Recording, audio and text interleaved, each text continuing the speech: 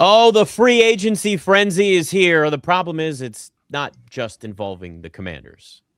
And day two's finally starting to pick up a little bit, even though the Washington Commanders miss out on another wide receiver. You got to be patient, I guess, right? You got to be patient. There's holes to be filled, and there's still time to get some players in there. Hail to the Commanders! It's the Commanders Squad. Everything Washington Commanders every week. Covering all the big hits and game-changing plays from the heart of the nation's capital. The way only the Locked On Podcast Network can. Rally the burgundy and gold. The Commanders Squad Show starts now.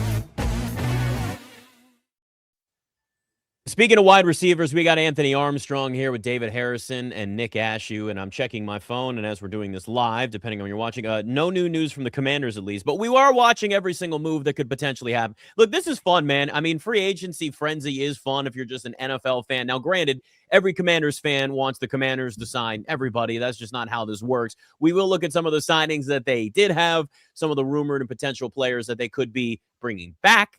Or bringing into the fold as time goes on, and maybe what they should still be doing. There's a lot. It's moving parts to the point now where free agency trackers are sitting here as I'm looking on my phone, and it's not working because everybody in the entire world wants to keep track of this stuff here. But listen, they addressed a little bit with the defense so far. As of this moment, Odafe Oweh, Amik Robertson, not Robinson, Robertson. For some people, may be saying it flows differently at times. You're laughing, David. I hate to pull the curtain back, but don't worry. I've done that plenty of times too. Look, No, it's me. Yeah. the Commanders went out. They got themselves another corner. They extend Laremy Tunsil, so you get that out of the way. Marcus Mariota's back. We know some of the moves they made before.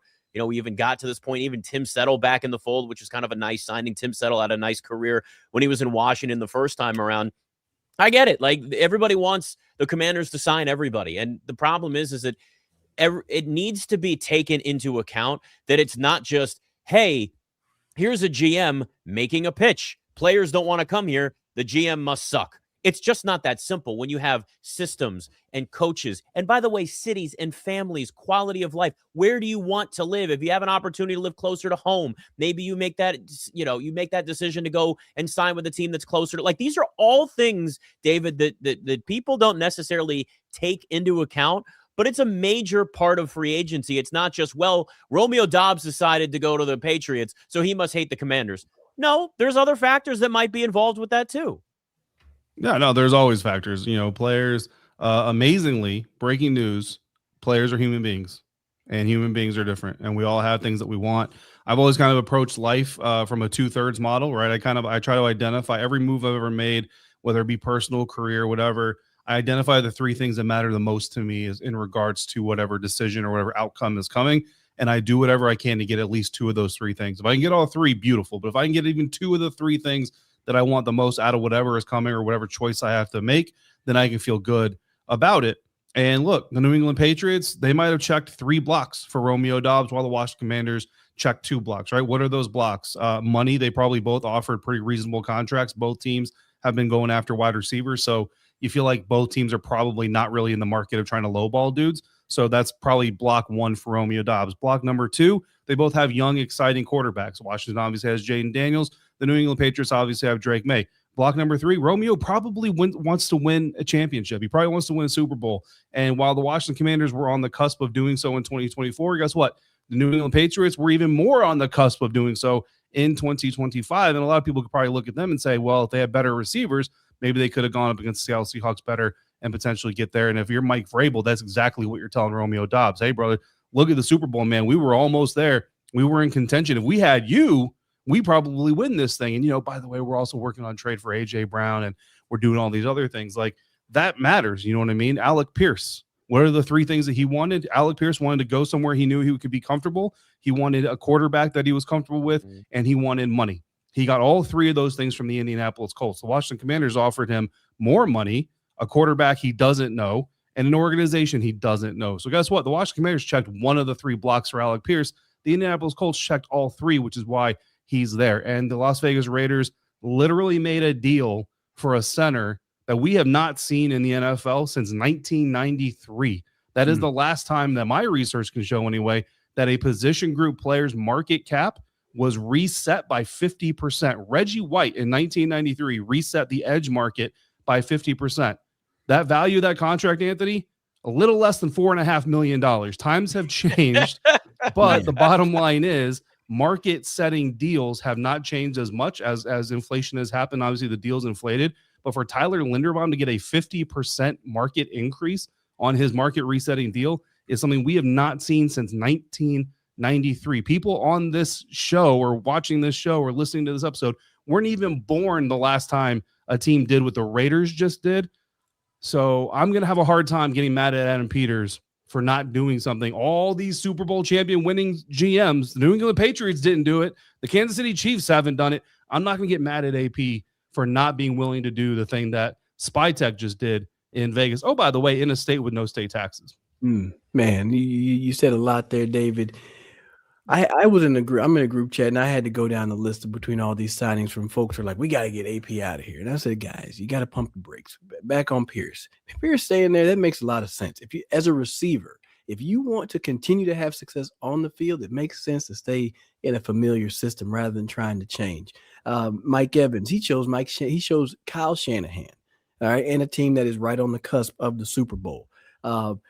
Walker, that's Kenneth Walker. He chose Mahomes, Andy Reid. He already won a Super Bowl, so he's trying to elevate and get them back to the top. Jalen Phillips took the bag.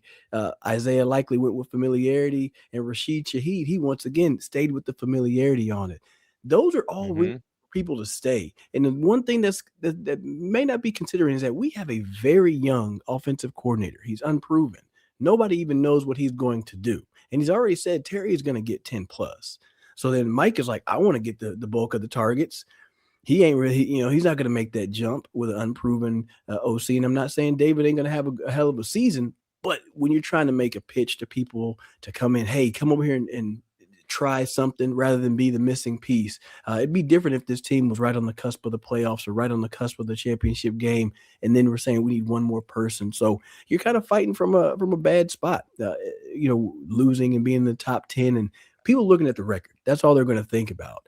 But the good thing is that we know that the organization itself isn't garbage. We know that the culture is damn good. Everything is good in the building. Now you just got to get a few more players in there. And I've continued to sit back and trust Adam Peters with their process, because the process in the past used to be, who's the top 3 guys on the top of the list? Give them as much money as they want and get them in the building. That was the technique. All right. You had random players who didn't even match schemes. They were just the best available, and you brought them in there. I remember a receiver, a young fella from Colorado, Paul Richardson, fell in that boat. He gave that man $45 million. I was like, damn, I got to get to Washington so I get some of this bread. But look, the way it's going, it hasn't been anywhere near as many fireworks as we were expecting. Not as many as I was expecting. And I'm not mad at the pickup. Getting Odafe Oweh, he's explosive, 4.3 speed. The guy's going to cause some havoc, and I'm excited to see him run around and just, with his hair on fire, him and Frankie, twists, stunts, Duran moving. There's a lot of movement that could happen with this guy being on the field. But the one that hurts me the most is that record-setting deal for Tyler Linderbaum. It's more for the fact that not that because you didn't want to match the money. It's because you put yourself in the situation by releasing Tyler Biadasz. Put yourself in that hole, and now it's like you better go get something better. And now it's like, we're gonna have to go to plan B and then plan C, and then maybe just draft somebody, and maybe we get a damn good rookie that can come in and get something done. But Nick, all in all, the free agency is fine. It's good to be in contention. It's good to show that they're up taking swings and they're taking at bats. But eventually they'll make contact. They'll put one in play. Yeah, and I think that's the type of stuff that you have to think about too. Is it, okay, well, what is the plan B or plan C? And I say that because Lil C. White on here on the YouTube chat, what direction do you think Washington's going to go wide receiver? I think this maybe leans more to a Brandon Ayuk. Now, Tyler Linderbaum's not going to be available. So what do they do at center? I worry they didn't really have a plan there, or they thought they had a plan, and then they realized they had a plan until they got punched in the mouth and then realized they didn't want to pay the price of what it costs to get a center that was going to reset the market, right? Like, these are the types of things now where if you do look, there are still, it doesn't mean that there shouldn't be some level of concern. It can also mean that they had a certain level of a plan, but they also said, like, this is the cap. This is where we're going to go for a center, for a wide receiver. We're not going to go past that. A lot of teams just set like knowing what the market is, they set what their cap is and what the value is going to be for that position and nothing more. I do think a wide receiver, this leans more to a Brandon Ayuk situation here in Washington. Center does still concern me though, David, because if I'm looking around here, we're seeing Biadasz sign a 3-year, $30 million deal with the Chargers very quickly. You're seeing other centers come off the market, expensive or not, or whatever the case is. You're looking around going, is this going to be a situation where you're going to be trying to figure out who's going to play center for you this year? We're heading into year 3 of Jayden Daniels. We know the center is obviously important, the connection with the quarterback and offensive line. Like, we know all that. But these are a couple spots that do concern me a little bit, where it doesn't have to just be about, okay, well, these players chose to go to a different situation for blank. We laid out a million reasons why players choose to go where they go, as Anthony brings a special guest on the show here. But like, you look at this and go, okay, the reality still is there are positions of need that they have to address, and you got to figure out what you're going to do. That does still matter, though, if you're Adam Peters. Yeah, the center position is the one. Like, that's the spot. Like, the rest of this stuff, it's like, listen, if Adam Peters, here's the thing that Commanders fans got to understand. We all came into free agency saying we want to see Adam Peters be more aggressive than he's been in the previous 2 off seasons. On day 1, if Adam Peters has his way, guys, the Washington Commanders sign Alec Pierce, Odafe Oweh, and Tyler Linderbaum. Like, tell me that's not home runs, right? But the thing that people have to remember is Aaron Judge leads the league in strikeouts every year. He leads the league in home runs, right? Like, you take these big swings, they're not always going to hit. They're not always going to land, to kind of use Anthony's baseball terminology, right? Like, that's just the nature of the game. The center position, however, is the questionable one, because, when they released Tyler Biadasz, I love Nick Allegretti. I think Nick Allegretti is a very capable offensive lineman, but I do not believe that the plan coming into that, saying we're going to release Tyler Biadasz, that Nick Allegretti is the plan. And obviously they went after Tyler Linderbaum, right? Like, the plan is not for Nick Allegretti to just be handed that job. Could he potentially compete for the job if worse comes to worse? Sure, certainly. But honestly, when they released Tyler Biadasz, my thought process was, not saying the quiet part out loud, they've already got a deal in place with somebody. Because I know, legal tampering, whatever. The conversations happen. I'm kind of sitting there thinking, like, okay, they probably have a handshake agreement with Tyler Linderbaum, or they have a handshake agreement with Connor McGovern, or even Cade Mays, which I think Cade Mays on paper is more of a push than he is an upgrade, right? But potentially could get an upgrade out of there. So that was kind of where I was going with it. Then Connor McGovern re-signs with the Buffalo Bills, and you just kind of wonder, like, did these players and did these agents, because again, business is not one-sided, did any of these guys leverage the Commanders against themselves and against other teams? And maybe Connor McGovern went to the Bills and said, hey, listen, like, the Commanders are interested, and if you don't come off this, I'm going to go rejoin my guy DQ in Washington. And the Buffalo Bills jumped at the last minute and said, okay, fine, let's get a deal done. And let's keep you in Buffalo. And next thing you know, the Washington Commanders plan is unraveling. And the good thing they tried to do for Biadasz, which is let you go. We know we're moving on, so let you go early, get a head start on free agency, which is what he did. Goes inside for the Chargers. Now it backfires. And this is one of those times where being a good organization, being good to your guys, unfortunately blows up in your face. If that's what happened, I can't tell you this what happened. It just kind of looks like that's what happened. Adam Peters will surely learn from it. It's a big lesson, depending on how the center position turns out, because Brian Baldinger is on NFL Network this morning talking about your offensive line is only as strong as your center. Now, I don't know if that's a universal belief, right? But that's certainly former NFL offensive lineman's belief. And, there's some guys that I could reach out to about that. We'll see how free agency turns out before I go asking those questions. But there are certainly some sources I have that I could ask about that opinion and everything else, and we'll see.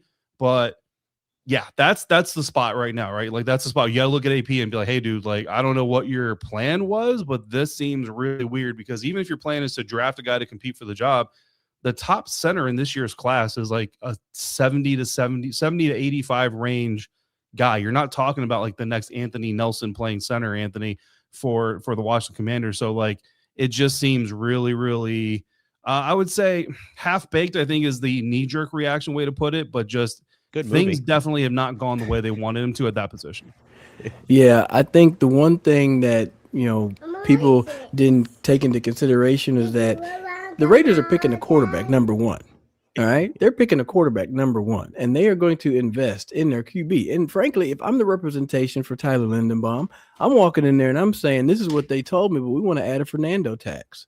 We want to add a Fernando Mendoza tax. Do you want your quarterback to be taken care of? Then make this make sense. Because Tyler Linderbaum wouldn't have had to travel that far, right? He wouldn't have to move that far from Baltimore down there to Ashburn. He wasn't going to have to travel. He could just that commute, far. man. He doesn't even have to move. You know? Exactly, right? So there's a lot of reason as for him to stay, but I feel like the Raiders, and when you're sitting there and you got Tom Brady, and Tom Brady looks over at Mark Davis and says, cut the freaking check. LFG, you need to protect your quarterback. That's big. And to your point about the center being the most important position outside of the quarterback, he knows everything. He's supposed to identify the mic. He is setting the protection. He is telling you where everything's going. Like the running back going to be wrong, the center's going to get him right. No. Mike's 5'4". We're going to push it this way. You're over here. So, he's getting them all lined up. That's a very important position. You can't have that person out there not knowing what to do, because they are the orchestrator. They are the conductor of what goes down on that offensive line, Nick. Those suckers there, they make it happen. And frankly, they're damn smart too. Really smart players bring a lot of value to your team. And that's not a position to go out there half-assing. This is one of these days too, and this is one of those stretches that I do love, because this is when everybody's emotionally invested in so much more. I'm looking at the comments, and and rightfully so, right? You're a fan of this team. I've been a fan of this team my entire life, not just like covering them in my career. And like, I want to see them succeed. I see it. Gerald in the YouTube comments, we kind of touched on this, but I do want to throw this back to it real quick. He's asking whether or not we think the new coordinators is kind of one of the issues. I don't think there's any way that we could know that for sure. But the reason why I want to bring this back up is because I do think, because David, you touched on it briefly. I do think it's a level of unknown that some players aren't willing to take. Think about, for example, when we're getting up to the NFL draft, right? Every single little measurement that you can legally do on a player's body, you are going to do. Every question that you can get away with asking, you're going to do. We're now involving AI to analyze players and advanced metrics. Hell, they're even doing a commercial about that, right? Where they're like, all of this exists because what teams want to do is they want to avoid as much risk as they possibly can. It's the same thing with players. If you're going to make what could be your biggest career decision of your life, you want to mitigate as much risk as you possibly can. And if you're not sure what an offense is going to look like under a first-time offensive coordinator, first-time play caller, and first-time offensive coordinator, that's a question that you may just decide, you know what, I don't want to answer it. I want to see what happens anyway. I'm going to go to a place that has more information already available to me, specifically a Romeo Doubs as just one of the examples. This works on both sides of the football, though, David. But I do think that there is something to be said for that. Now, it may turn out in a year, everybody's like, oh, my God, I want to go play there. Look at what these coordinators are doing in Washington. But we just don't know. And when you're making that career decision, sometimes you got to say, I got to go with what I know to make this more worth my time.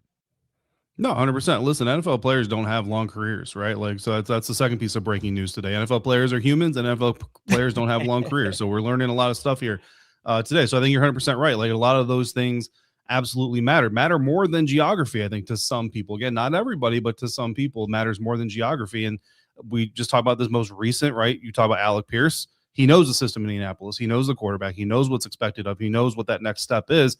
And so there's a lot of comfortability there. If you're Romeo Doubs, you just came from playing for LaFleur, who is known as one of the better offensive minds in the league. And now you're going to go play for Josh McDaniels, who's known as one of the better offensive minds in the league. So there's a lot of security. There's a lot of confidence in making that kind of a move for yourself. So the Washington Commanders, is the fact that David Blau is the offense coordinator of the Washington Commanders having an impact? I think it would be naive to say that it's not, you know what I mean, at least to a certain extent with some of these guys. And it's not even necessarily – again, like, I don't think Alec Pierce sat down. I can't even tell you the offensive coordinator's name in Indianapolis, but I don't cover the Colts, so that's okay. But I don't think Alec Pierce sat down and was like, man, that money's really good. But you know what, man, David Blau, I just don't know if I trust him. But it's not a negative towards David Blau as much as it is a positive about the other guy, if that makes sense, right? Like again, Josh McDaniels, it's not that Romeo Doubs maybe doesn't like David Blau. He doesn't like David Blau for any reason. Like, he's a former Lion. I'm a Packer. I'm not doing that. I don't think that's going to happen. But if you just don't like David Blau, you're not taking the phone call. You're telling your agent, I'm not going there because I don't want to play for that dude.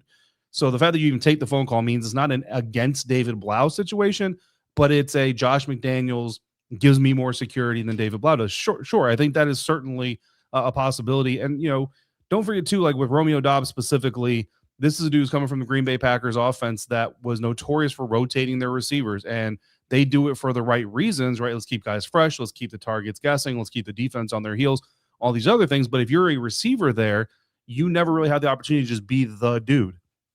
Right now in New England, Romeo Doubs is the guy. Like, they let go of Stephon Diggs. They haven't been able to strike a deal for A.J. Brown. Right now, he's it. And even if they go get A.J. Brown, they're totally different types of receivers. So A.J. is going to get his plate of food. I'm going to get my plate of food. And I'll be one of the two guys with the possibility of potentially being the number one. In Washington, you're coming in behind Terry McLaurin. Like, bottom line, Anthony, you referenced it. You know, Terry's getting his 10 targets, all that kind of stuff. And, oh, by the way, we might be bringing in Brandon Ayuk. Oh, by the way, we might be bringing in a guy in the draft. We also really like Luke McCaffrey. Jalen Lane is a guy that we really like as well. So if you're Romeo Doubs, could you be looking at this situation and say, look, this is Green Bay 2.0, which means the offense might be good, but I want to be the dude. I want to be the guy. You know what I mean?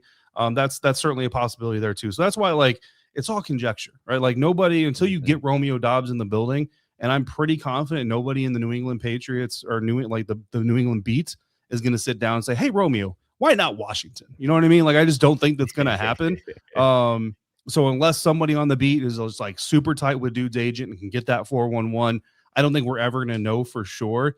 But that's why, like, people want to get mad at AP again. And it's just like, how do you not close this deal? There are 1,000 reasons why you might not close the deal. And even in the reasons where it's like, yeah, I like Washington for this, I may like them incrementally less than I like this person because of whatever reason. And those reasons within the reasons are all different. So again, it's just, it's more so understanding, like, when people were confused about Amik Robertson, it's like, okay, I was confused about Amik Robertson too, because I'm like, I don't really see the fit. The only thing I knew right off the bat was Durante Jones worked for the Vikings, played the Lions twice a year for the last 2 years when Amik was there. So obviously he saw something he liked. So now I'm in trust the coach mode. Trust that Durante Jones knows what he's looking for. So when he asked AP to sign him, there's a reason for it, even if I don't immediately know what it is.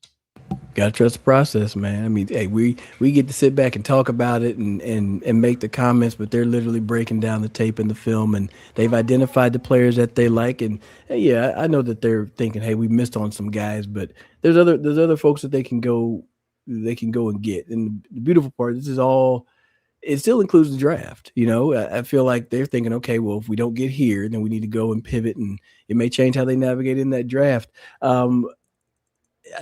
With Robertson, I think he fits an attitude that they like, right? Scrappy and feisty, and just, you know, a guy that just gets his hands on the football. They talked about creating turnovers.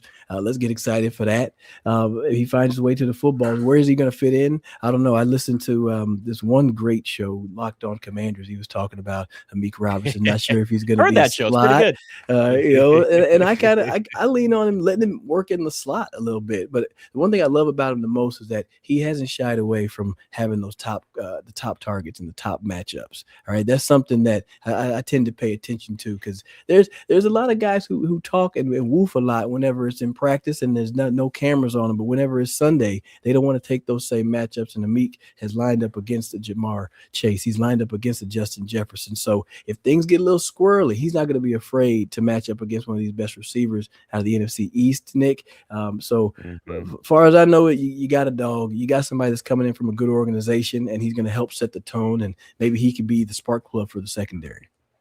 All right, we've spent a lot of time looking at what the Commanders and the front office maybe didn't do. But what about what they did do? Did the Commanders overpay for a couple of these free agencies? Free agents is probably the better word that I'm looking for. A lot of moving parts. I'm seeing the Cowboys just did something. That's what I'm looking at now here too. Gotta love it. I love it when it's chaotic like this. It's Commander Squad.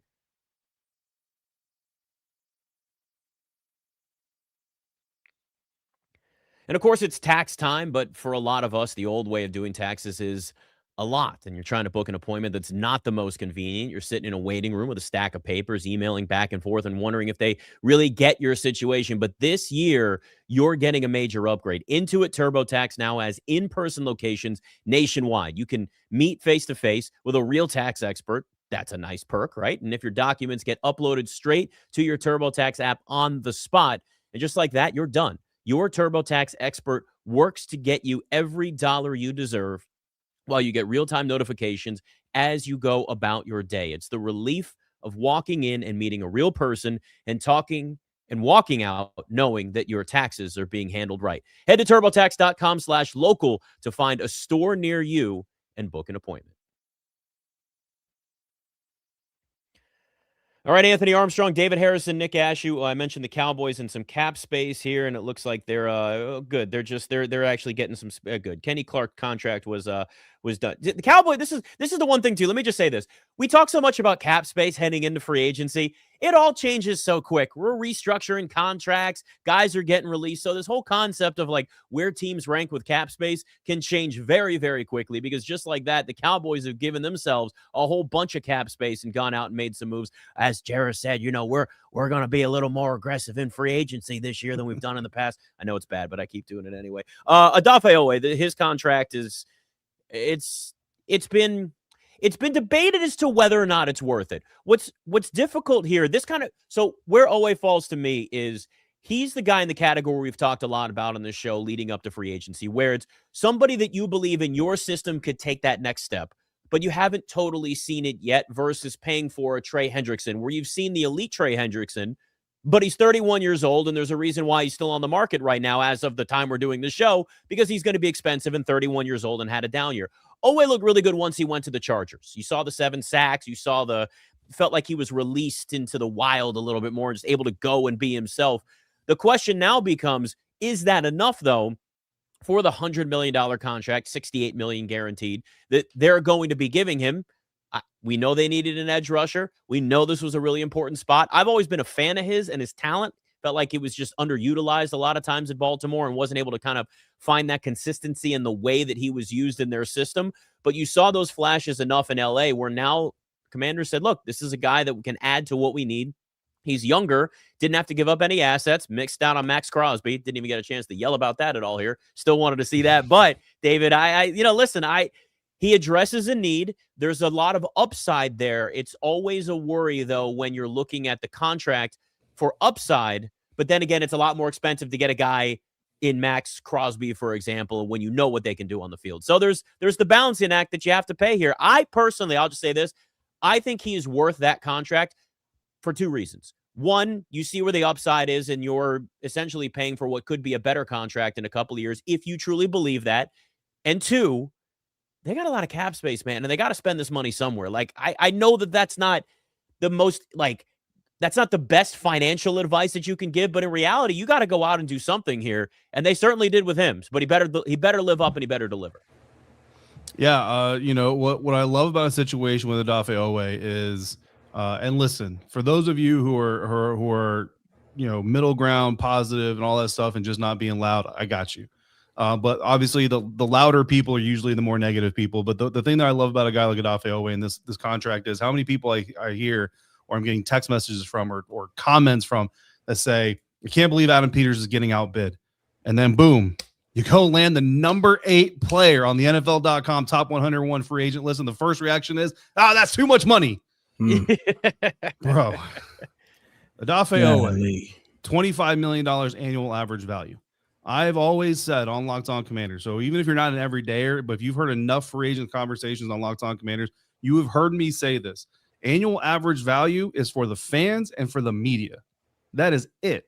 That is the only thing annual average value is good for. Beyond that, annual average value does not matter. What matters is the guaranteed number. The annual average value is $25 million, which if you call him an outside linebacker, which not over the cap, but Spot Track does, that's the number 3 linebacker annual average value in the National Football League now, behind Brian Burns and Joshua Hines-Allen. People are going, oh, but he's not Brian Burns, he's not Joshua Hines-Allen. He's $5 million annual average value over Boye Mafe.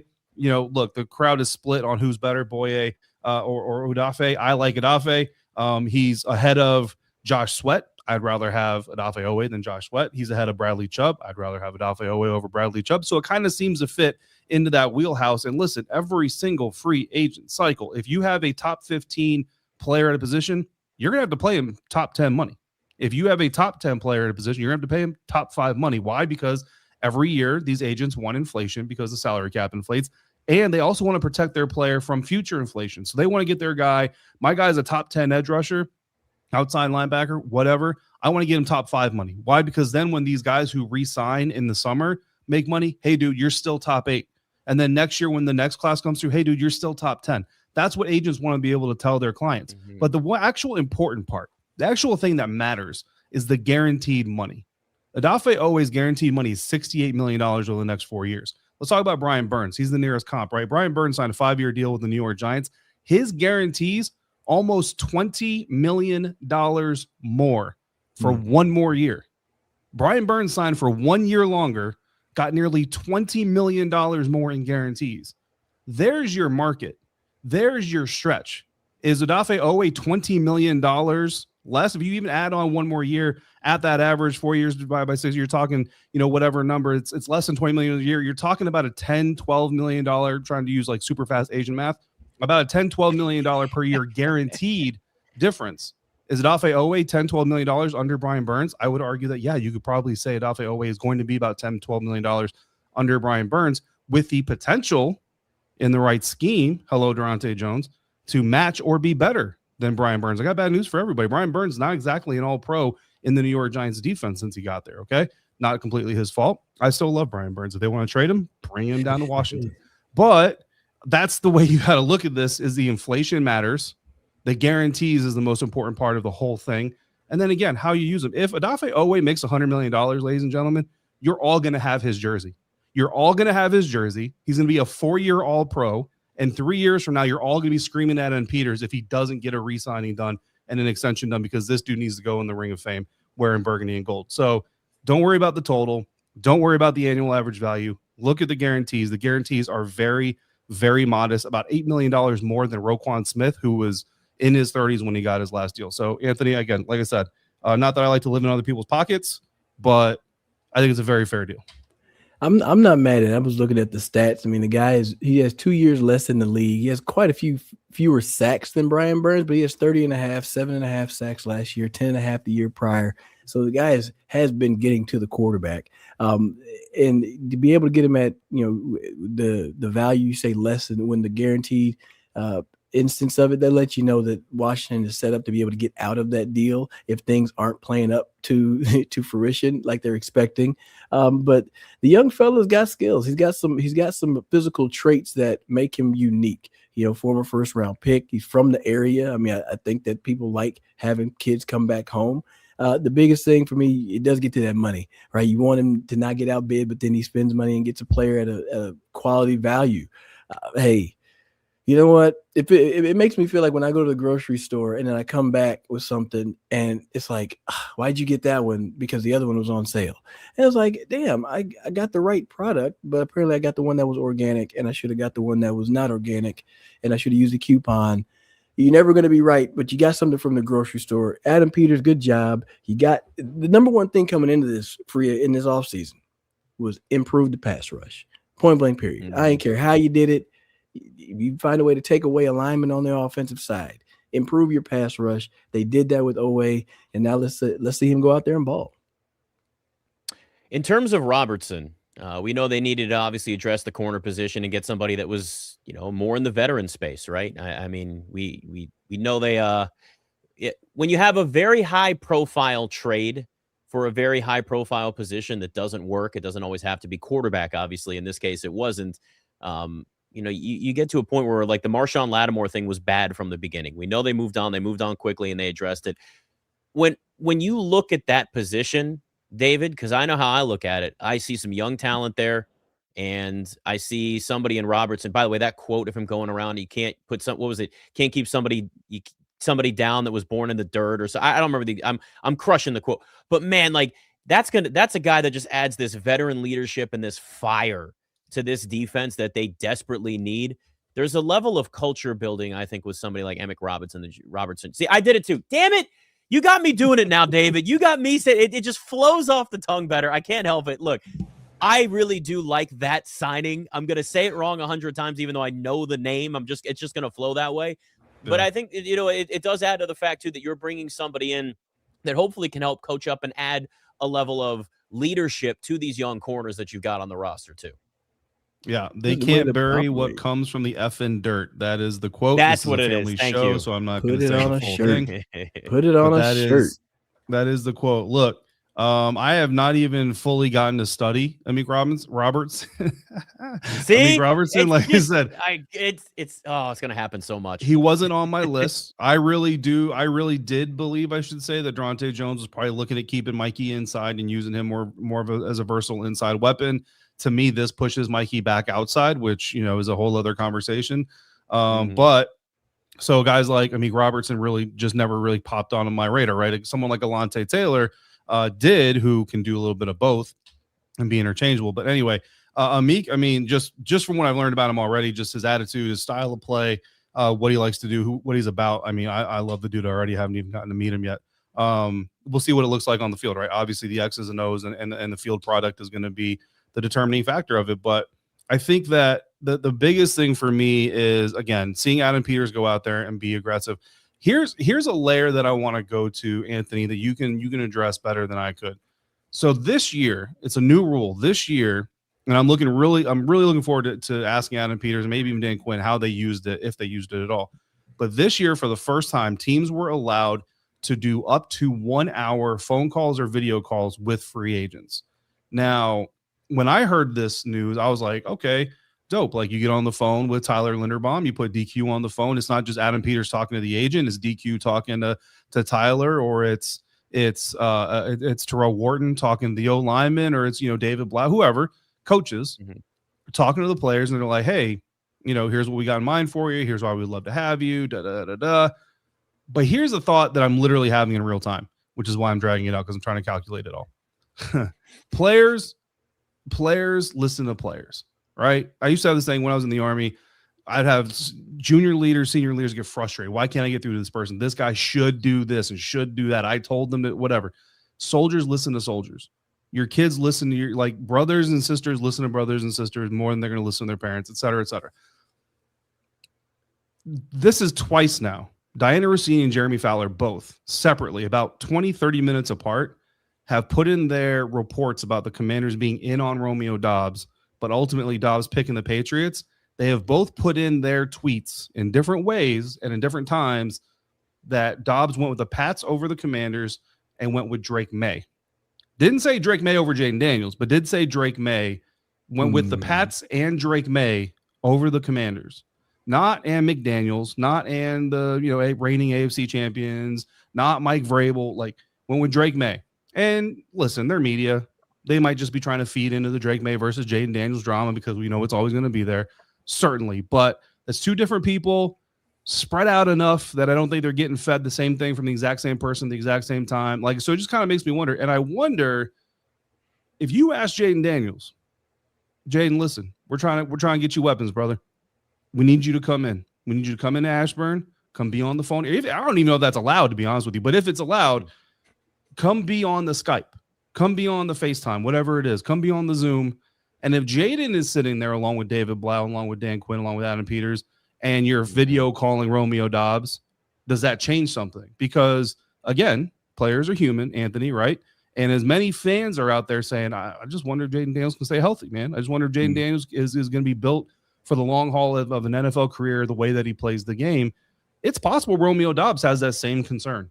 And if Romeo can see Jayden face to face, even on a screen, I just wonder if that could have an impact. Yeah, that's a great point. I mean, it kind of makes me think about the whole Steph Curry and the Nike debacle that went down, how they had Kevin Durant's presentation still up, and then they called him Steven instead of Stephen, and instead of Steph. Like, all of those things, like Nike fumbled the bag. And I'm not saying Washington fumbled the bag, but if you can have these videos, and if the guy is not under contract, I don't see why another player couldn't, at least hop on a call and say, hey, man, things are great over here. Love what you've done this year. That would mean a lot to me, especially as a receiver. You know what I mean? You trying to sell a person on that position, you would probably want your quarterback to be in there in that conversation. So I don't know if Jayden's a part of that. He may not even be a part of that. This organization may say front office is going to handle bringing in the right players. So that's an interesting point that you bring in. Maybe that. And I certainly know, like, Jayden could probably get Romeo's phone number somehow, and if AP is like, hey, dude, we're trying to get Romeo, right, you can give him a call anyway. But I think that having him in the building. Like if I'm Jayden Daniels, look, I'm sitting right next to DQ. I'm sitting right next to AP. I got David Blau right here over my shoulder. We all want you. Come over here, be a part of what we're doing. I just feel like it hits different, if that makes sense. It makes a lot of sense, and it also makes a lot of sense that there is going to continue to be a Drake May versus Jayden Daniels and Caleb Williams comparison for those guys forever. Look, we can pretend that we're not going to play into that narrative, or we recognize it's one of those things where it's the progressive commercial where they're like, we all see it, we all see it, we all know what's going on, but it's impossible to avoid. And listen, some of it is style of play, some of it is coaching, some of it, like, there's a lot of different things that are going to factor into the trajectory of all these quarterbacks' careers. But in reality, no matter what, they're all going to be compared to each other without question. All right, we've looked at what the Commanders have done. Now, what could still be on the table for them in free agency? Some potential names that could be on the board for them, including maybe some wide receivers. It's Commander Squad. And college basketball is nonstop. Big games, tight spreads, momentum swings every single night from early tip-offs to late-night West Coast shootouts. There's always action on the board, and now FanDuel is giving you a way to turn that energy into even bigger potential wins with a college basketball parlay profit boost. You can build any college hoops parlay you want, anything, rivalry games, ranked matchups, whatever fits in your head. Like, you want to do it, just figure it out and do it. You can mix spreads, totals, player props to match and see how the slate is actually playing out. So you can have a little formula there and kind of put it all together. And then you can apply the profit boost and you get an instant bump on the potential payout. You can go safe. You can go bold. You could ride with the team you've been following all season. That's the beauty. It's your parlay. It's your style. It's what you want. Now you've got more upside behind it. Just head to FanDuel.com and get started. That's FanDuel.com. FanDuel, play your game. All right, Anthony Armstrong, David Harrison, Nick Ashew. Look, I'm sitting here and we're scrolling and we're waiting live, and I do not see any more Commanders moves yet that are involving wide receivers or anything along those lines. But I did see that there is a Locked On Commanders podcast that does talk about Jayden Daniels and the potential for for him in Washington, which is certainly a name we've been throwing around. And listen, there's still potential for the Commanders to look. The Commanders can end up making this the 49ers East, and it's like they re-signed Deebo Samuel on a cheap deal because he's still available in free agency. They signed Jayden Daniels. They trade for Brandon Ayuk. I don't think it's going to happen, but I'm just saying there's always that possibility. This is one of those things where you could see a team that's quiet early in free agency, and then all of a sudden, guys that are left on the market, you end up getting a deal and you end up getting a better price on that contract. There's always that possibility. What I will say is we know this.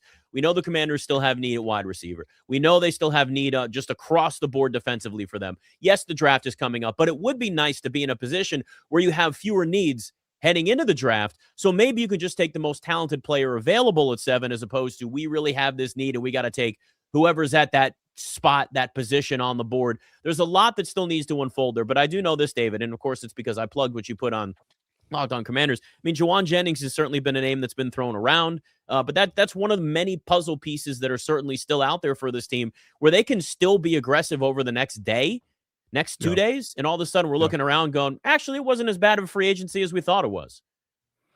Right. Yeah. It's all about filling holes. You know what I mean? And every general manager in the NFL, Adam Peters calls it optionality. We usually call it versatility. You want choices. You want choices in April. You don't want to be pigeonholed into anything, which is why you want to see the team make moves at every position group of need. And certainly, obviously, the Washington Commanders definitely are aware. Look, Dan Quinn told us at the Indianapolis scouting combine, or at the NFL scouting combine in Indianapolis, that they wanted to address the receiver position. So that's not really a surprise to see them miss out and to publicly know that they missed out on what I would call at least their top 2 options at the position, right? Alec Pearson and Romeo Doubs. And we don't know if they were ever reaching out to Rashid Shaheed while he's working on a deal to stay in Seattle, or a guy like Jalen Naylor was someone that was on my list. He ends up with the Las Vegas Raiders for a pretty good deal.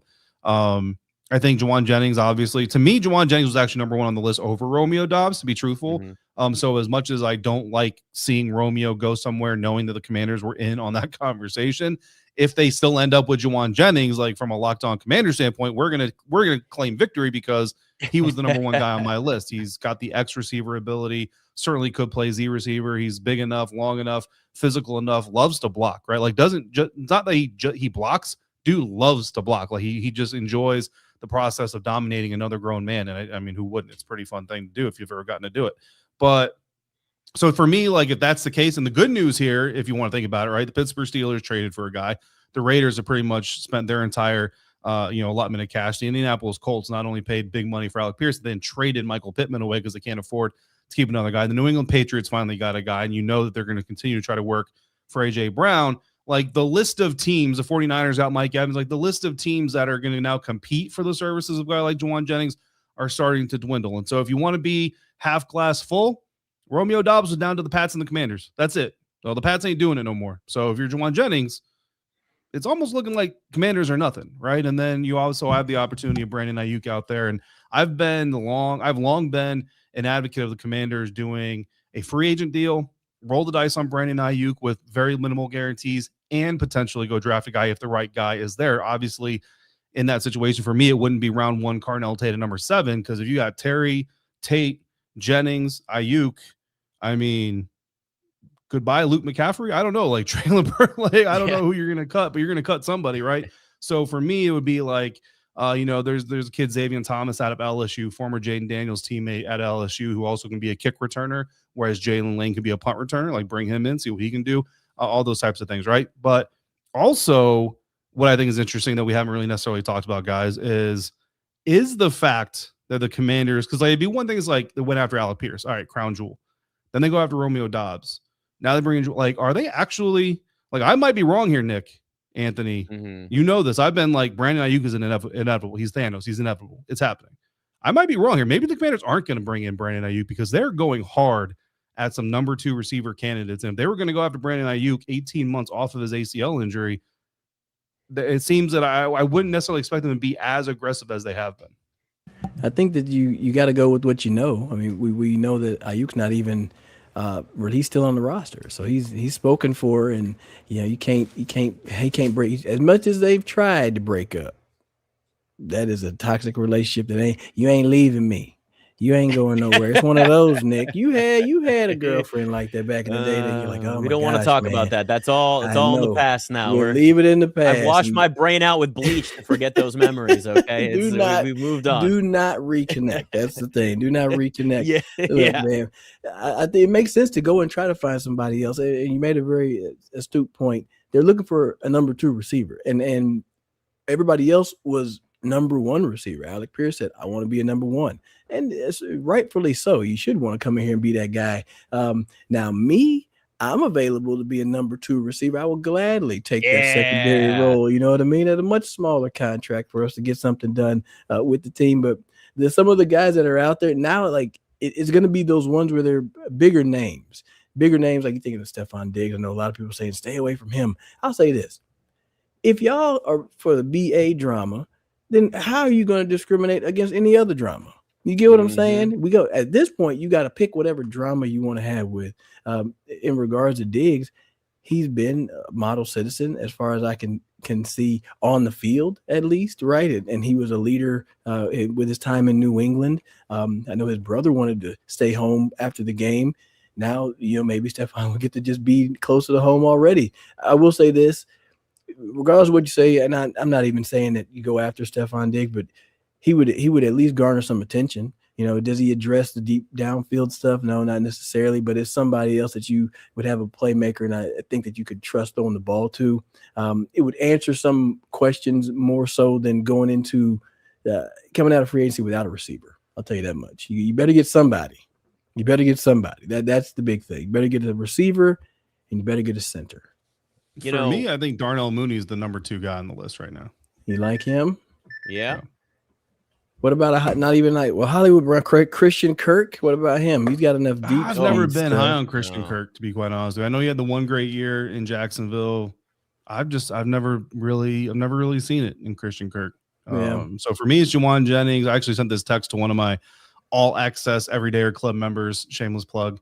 And he was like, who are the top 3 receivers left on the board for you? And I was like, Jauan Jennings, Darnell Mooney, and a whole lot of guys, just a whole lot of dudes out there. And I like Jauan too, though.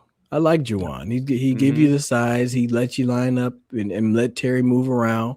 And then also you get a couple of trick plays out there because the guy used to play quarterback back in the day. So always versatility, right? Being able to add a little something to the mix. But I do like Juwan, and it seems like now with them getting Mike Evans that they may be saying, you can go ahead and go about your business, but come on over here, man. We need some help. It makes me start to think here, because that's interesting, David, and the point you bring up about Ayuk and kind of where this is dragged on at this point, which I think is fair.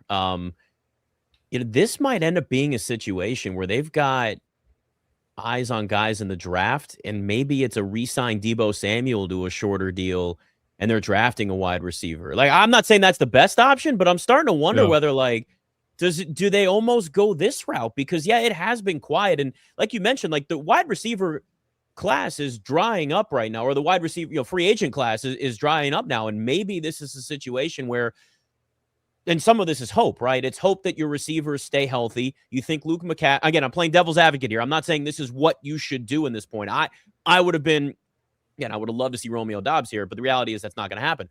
But what if they're thinking they see more in Luke McCaffrey? He takes the next step. We saw flashes before he got hurt. Deebo Samuel, short 2-year deal. Let's just throw that out there. And he's used in the role they expected him to be in, with the hopes that Terry McLaurin is actually healthy this year and he's in camp and you're going through the process the right way. In some ways, I almost wonder whether this is kind of, all right, I guess we're going to run it back of what we had and add somebody else in the draft, maybe a wide receiver. And that's what this offense looks like. I'm not saying that's the best option, because it's not. That might be what they're thinking right now. I mean, listen, you got to do something, man. I know. It's just, if you go, here's the thing. Here's the problem. If you go into April, and they might have their eyes on a Carnell Tate, or they might have their eyes on, Lemon, or if you go into April with Terry McLaurin, Luke McCaffrey, Jalen Lane, and Traylon Burks as your receivers, every single team within striking distance that wants a receiver in first round, Carnell Tate or whoever, is going to be, who's got number 6? They're going to be calling number 6. And Cleveland. There's a Cleveland. They're going to be calling, and that's going to be the happiest team. It's not even the team that's going to try to jump you. That's the happiest team in the league. If you miss out on all these receivers, it's the team that's at number 6, because they're sitting there going like, oh man, like bring all the offers, blow us out the water, man. Like make us, convince us that we need to trade out of this spot. Same thing goes with Jeremiah Love. Like a lot of Commanders fans yesterday were super excited. Like, oh man, no Rico Dowdle, no Kenneth Walker. That means the Commanders can go draft Jeremiah Love. Guess what? If you see it, those other teams see it too. Yep. And all 5 of the teams that are not taking a quarterback from 1 to 6 see that the Washington Commanders need a running back. And every team from 8 to 32 sees that the Washington Commanders need a running back, if that ends up being the case. If that's the running back room, that ends up being the case.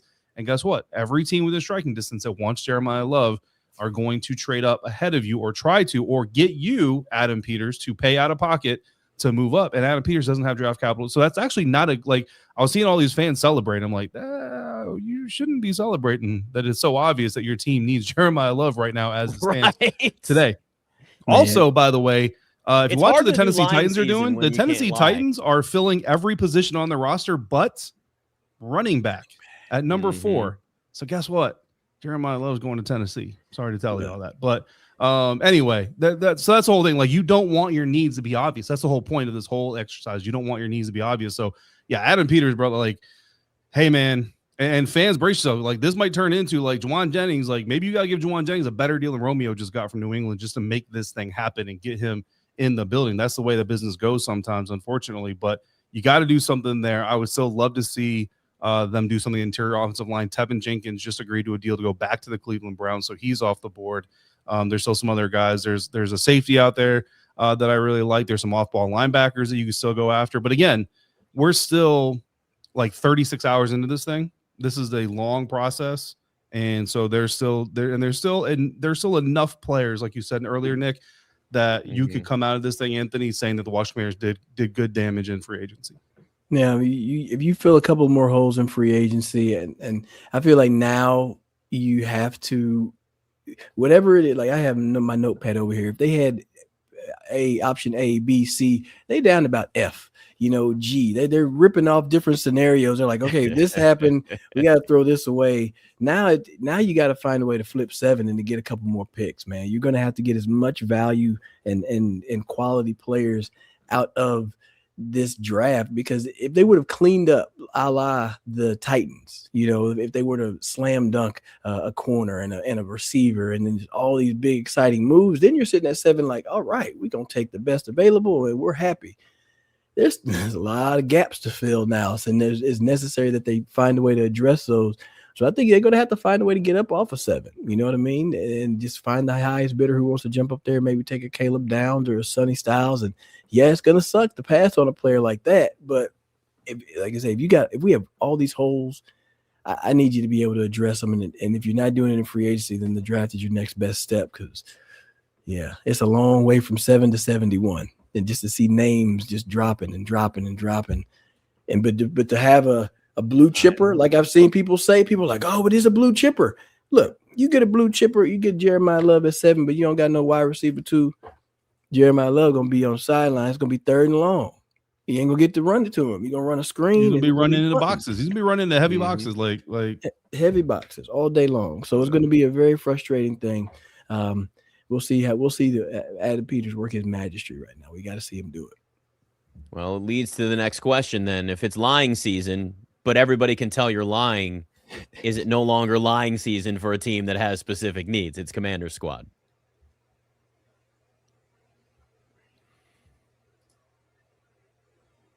All right, so yes, we can look at this Anthony Armstrong, David Harrison, Nick Ashew and say that the Commanders still have a lot of needs, and we get that. And we knew that, look, no matter what, coming into free agency, these first, 36 hours, whatever it's been at this point, I'm not going to do the math. I'm just going to guess and say it's 36 hours. We'll go with that. No matter what they did, there was always going to be another hole. Like, this team had a lot of holes, specifically defensively. But now if we look at where we are at this point, I'm seeing a lot of this in the comments, and it's something we've certainly thrown out on this show before. Trading back. With where the Commanders are and the needs that you just mentioned, Anthony, listen, there is a very realistic possibility that the Commanders end up looking around going, we didn't get enough in free agency. We need to get younger anyway. This might be a spot, like you mentioned, 7 to 71.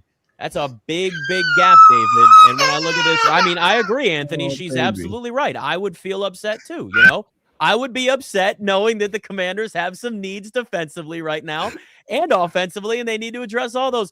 David, I would not be surprised now if they are at least thinking, again, I'm playing devil's advocate again. This is what I do. I play devil's advocate, and I try to get in their heads. So I'm admitting that I'm totally guessing. They might be thinking, hey, trading back in the draft could become more and more of a possibility here, which is not always a bad thing when you've got a ton of needs and you were the oldest team in the league last year.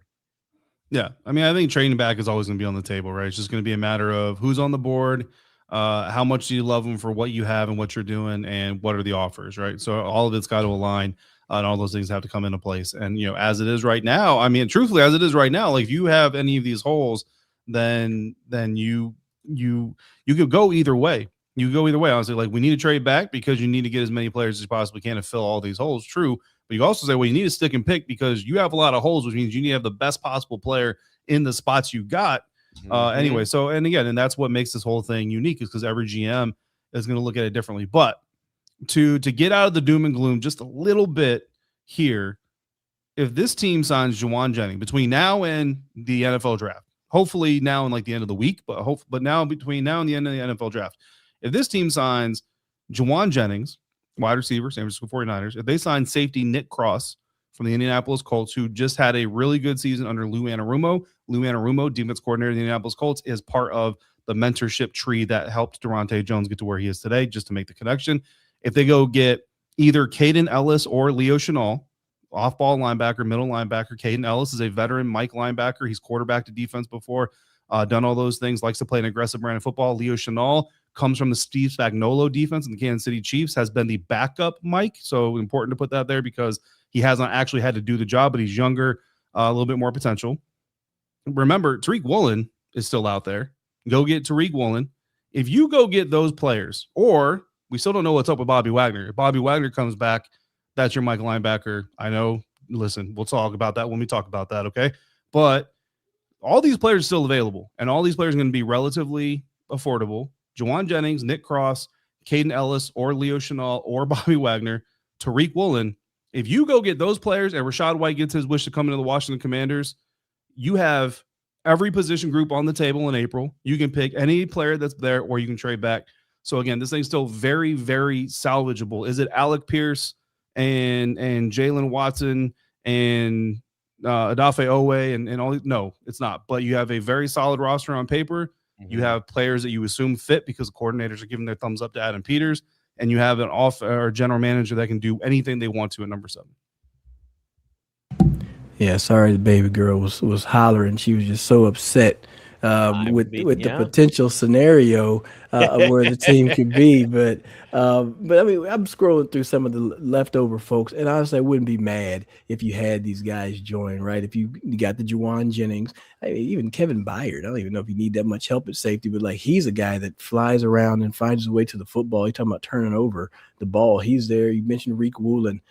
Dallas Goedert, we talked about tight end. That's still a position of need. I think you can sign a veteran and draft a young guy. There's a lot of athleticism and some, interesting H-back type players that are in the draft available for you. So Calvin Austin the third, right? He's a little bit smaller, but he's got some speed. If you like Debo, maybe you got a younger guy, 27 years old, who can be a gadget type of player and do some return and work outside and inside. So there's some different combinations. There's still some cooking to do out here. You know what I mean? It's like Iron Chef. You go up there and they're like, all right, here's what you get to cook with, and some of the good stuff gets taken, and some folks got to make you got to make sugar out of. I can't say it over here. You say it's a family show, but you got to make the most out of it. You got to make the most of what you got. I know what you're trying to say. I know what I'm trying to say. Don't make sugar. Yeah. It works. It works in this situation. So we'll see. Again, as we sit here now, no more moves for the Commanders, but that could change literally any minute here. That's what makes free agency and a team that knows they need to be aggressive this offseason. At least still in the mix as time goes on. Next time we do this, we'll have a little bit more of a picture of what they do in free agency. There's still the trade market. There's still the draft. So a lot with Commanders Squad. Make sure Locked On Commanders as well. Subscribe and like on YouTube and give a follow to all of us on the social medias. It's Commanders Squad.